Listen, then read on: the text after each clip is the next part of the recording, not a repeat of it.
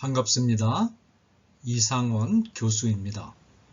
오늘은 데살로니가 전후서 강의 13번째 시간 제7장 교회 생활에 관한 교훈 데살로니가 전서 5장 12절에서 28절까지 말씀입니다.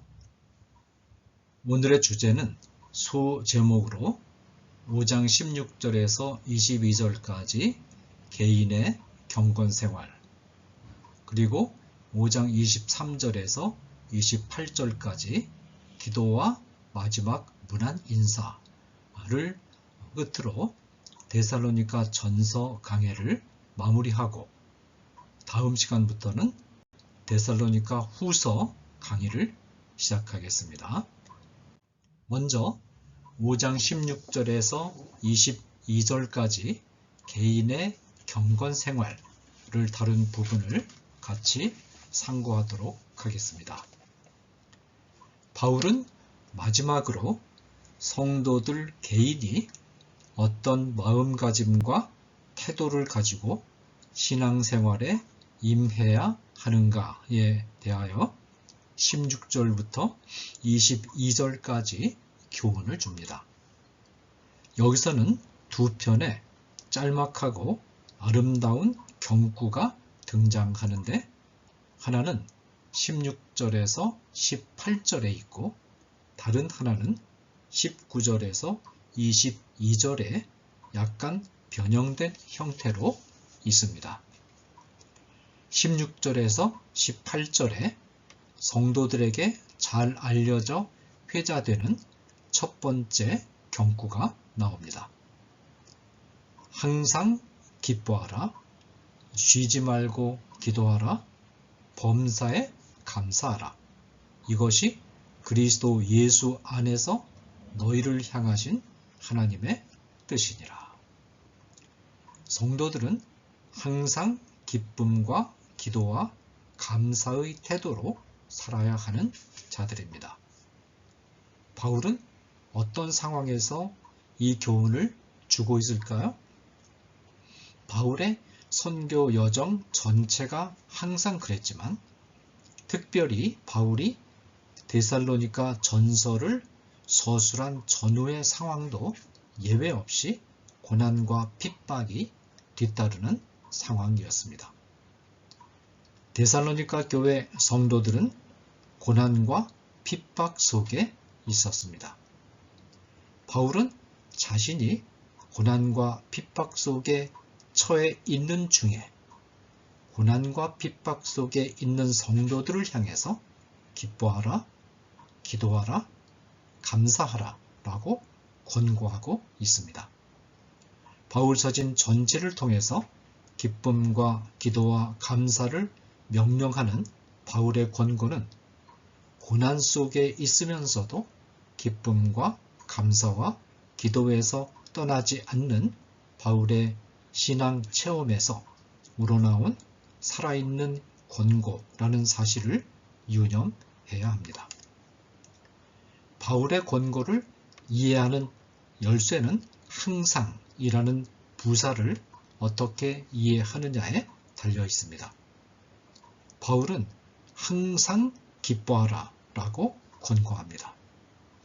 항상이라는 말 안에 평탄할 때나 고난의 때나 변함없이 라는 뜻이 함축되어 있습니다. 기뻐하라는 권고는 빌립보서 4장 4절 말씀을 참고해서 주 안에서 기뻐하라 라는 명령으로 이해할 수 있습니다. 성도들은 주 예수 안에 속해 있기 때문에 그리고 주 안에서 얻은 구원과 사랑의 끈으로 주님과 맺어진 관계가 어떤 고난에 의해서도 깨어지지 않기 때문에 기뻐할 수 있습니다. 이 권고는 바울의 오랜 체험으로부터 자연스럽게 우러나온 권고입니다.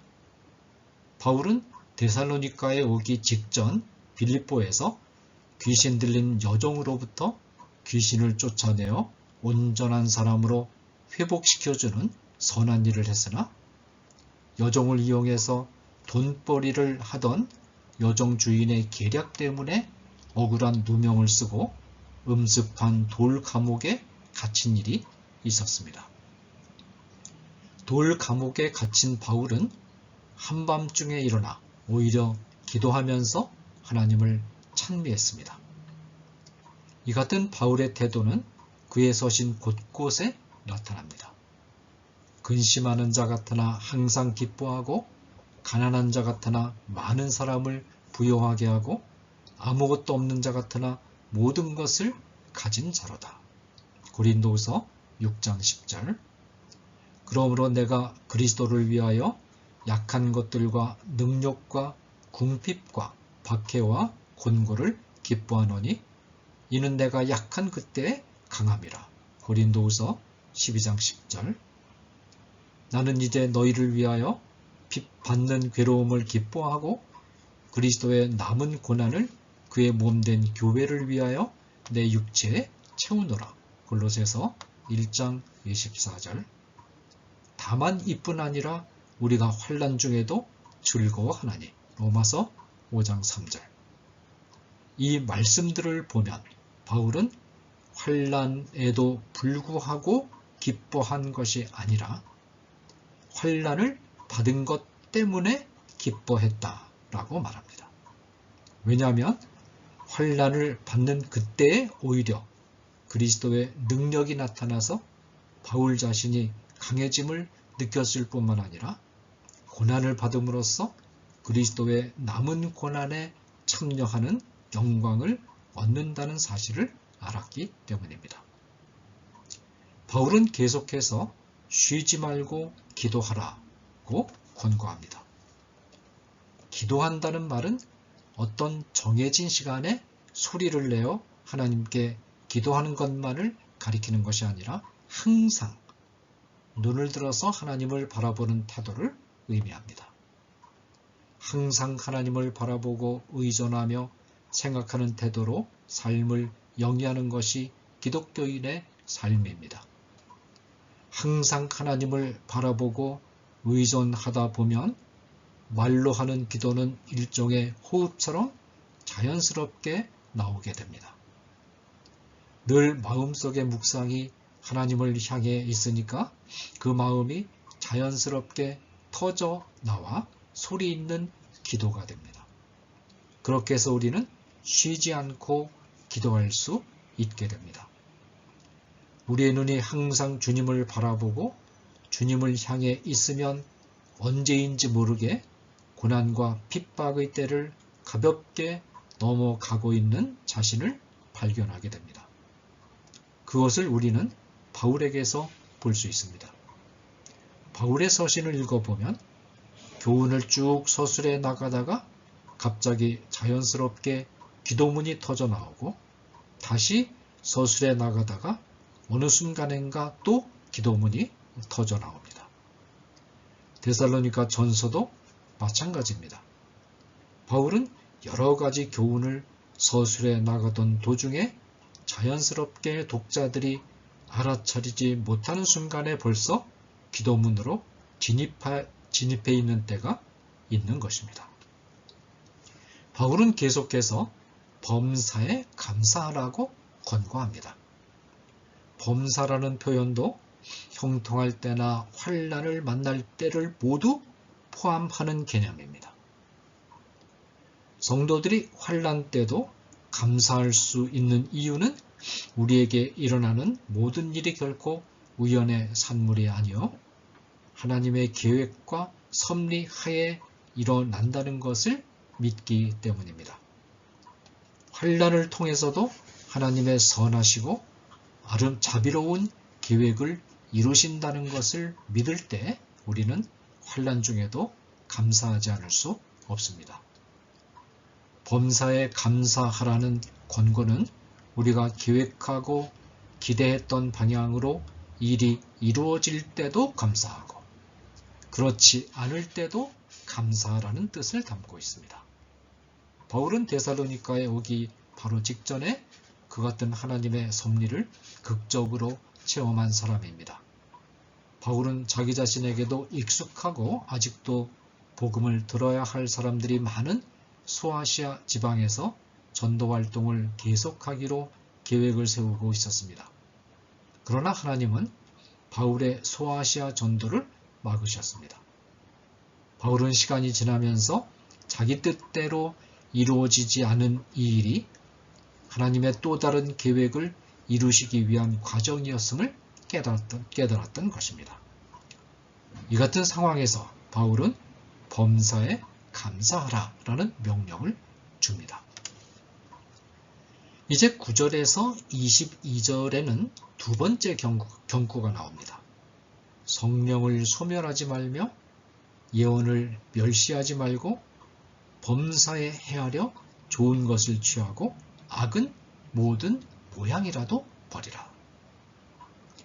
두 번째 경고의 첫 번째 권고는 성령을 소멸하지 말라는 것입니다. 이 명령은 주의 깊게 들어야 합니다. 성령을 소멸하지 말라는 말은 우리 안에 계신 성도들 안에 계신 성령을 아예 제거해 버릴 수 있는 가능성을 전제하고 말하는 것처럼 들립니다. 그러나 이 명령은 그런 뜻은 아닙니다. 모든 성도에게는 속사람 안에 성령이 내주하십니다. 한 번 내주하시는 성령은 결코 성도를 떠나지 않습니다. 우리 속에 내주하시는 성령은 우리의 겉사람의 차원에까지 충만하게 역사하기를 원하십니다. 우리가 성령의 충만함과 능력을 간구하면 성령은 언제나 우리의 겉사람의 세계에 충만하게 솟아 올라와서 겉사람의 세계를 자신의 영역 안에 두고자 하십니다. 성령을 소멸하지 말라는 말씀은 속사람 안에 이미 찾아와 내주에 계시는 성령께서 겉사람의 세계로 충만하게 솟아 올라와 활동하시는 것을 막지 말라는 뜻입니다. 성도는 속사람 속에 내주하시는 성령을 결코 소멸시킬 수 없습니다. 성도가 비록 죄를 범하는 순간이라 할지라도 속사람 속에 내주하시는 성령은 소멸시킬 수 없습니다. 성도가 할 수 있는 것은 바르지 못한 윤리적 행동이나 성령을 사모하기를 게을리하거나 기도하기를 게을리함으로써 성령이 겉사람의 영역에 솟아오르는 것을 막을 수 있을 뿐입니다. 이 겉사람의 영역이라고 하는 것은 우리가 의식할 수 있는 세계, 우리의 이성과 감정과 또 의지의 세계, 우리의 생활의 세계를 말합니다. 다음에 예언을 멸시치 말라라는 말씀은 본문의 상황에서는 예수 그리스도의 재림과 관련된 가르침들을 뜻할 수 있습니다. 또한 초대교회 당시에는 아직 성경이 완결되지 않은 시대였기 때문에 하나님의 계시를 받아서 하나님의 뜻을 전하는 예언 활동이 있었는데 이 예언 활동을 뜻할 수도 있습니다. 사도 바울은 이 같은 예언 활동을 함부로 무시하지 않도록 주의를 환기시키고 있는 것입니다. 그러나 바울은 예언을 받아들이는 것과 관련해서 중요한 제한을 가하는 것을 잊지 않습니다. 그것이 바로 다음에 나오는 구절 범사에 헤아리라 라는 말씀입니다. 범사에 헤아리라는 말씀은 모든 것을 면밀히 검사해 보라는 뜻인데 곧 예언이라고 무조건 다 받아들이지 말고 정말로 하나님께로부터 온 예언인가 아니면 사탄으로부터 온 거짓 예언인가를 잘 분별하라는 것입니다. 그래서 그 예언이 하나님께로부터 온 선한 예언이면 그것을 취하라고 말합니다. 이것이 좋은 것을 취하라는 명령의 의미입니다. 바울은 모든 유형의 악을 버리라는 일반적인 권고로서 두 번째 경고를 마칩니다. 자, 그 다음에 네 번째 소주제로서 5장 23절부터 28절까지 기도와 마지막 문안 인사, 즉 데살로니가 전서를 마무리하는 기도와 마지막 문안 인사를 하는 구절들을 살펴보겠습니다. 데살로니가 교회 성도들에게 할 말을 다 했다고 생각한 바울은 23절, 24절에서 데살로니가 교회 성도들을 위하여 간절한 기도를 드립니다. 평강의 하나님이 친히 너희를 온전히 거룩하게 하시고 또 너희의 온 영과 혼과 몸이 우리 주 예수 그리스도께서 강림하실 때 흠없이 보존되기를 원하노라. 너희를 부르시는 이는 미쁘시니 그가 또한 이루시리라. 지금까지 바울은 데살로니가 교인들이 유념하고 지켜야 할 다양한 윤리적인 명령을 주었습니다. 그런데 바울은 데살로니가 교회 성도들이 이 명령을 스스로의 힘으로 지킬 수 있다고 생각하지 않았습니다. 바울은 인간의 힘으로는 윤리적인 명령들을 지키는 것이 불가능하다는 것을 잘 알고 있었습니다. 이 생각이 바로 23절에서 24절의 기도문에 잘 나타나 있습니다. 바울은 하나님이 친히 데살로니가 교인들을 거룩하게 지켜주실 것을 간구합니다. 성도의 삶은 인간이 결단하고 영위해야 하는 삶이지만 동시에 또한 하나님이 함께해 주셔야 하는 삶입니다. 하나님이 지혜를 주시고 능력을 주셔야 이 세상에서 성화되어 가는 삶을 살 수가 있습니다. 하나님이 함께 하시고 일을 해 주셔야 주께서 재림하시는 날 성도들의 영, 혼, 몸 전체가 흠없이 보존될 수 있습니다. 본문에 영, 혼, 몸이라는 세 단어가 나왔는데 이것을 근거로 인간은 영과 혼과 몸으로 3분된다 라고 말하는 것은 본문을 잘못 인용하는 것입니다.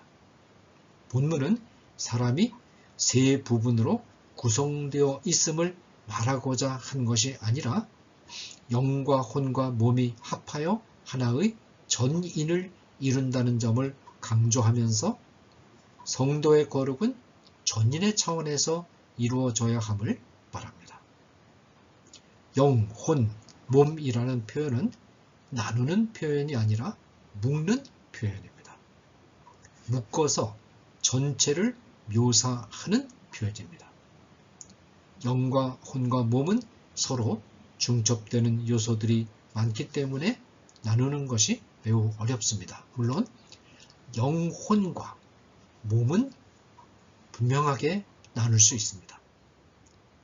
그렇지만 영과 혼은 사실상 동의어이기 때문에 나눈다는 것은 불가능합니다.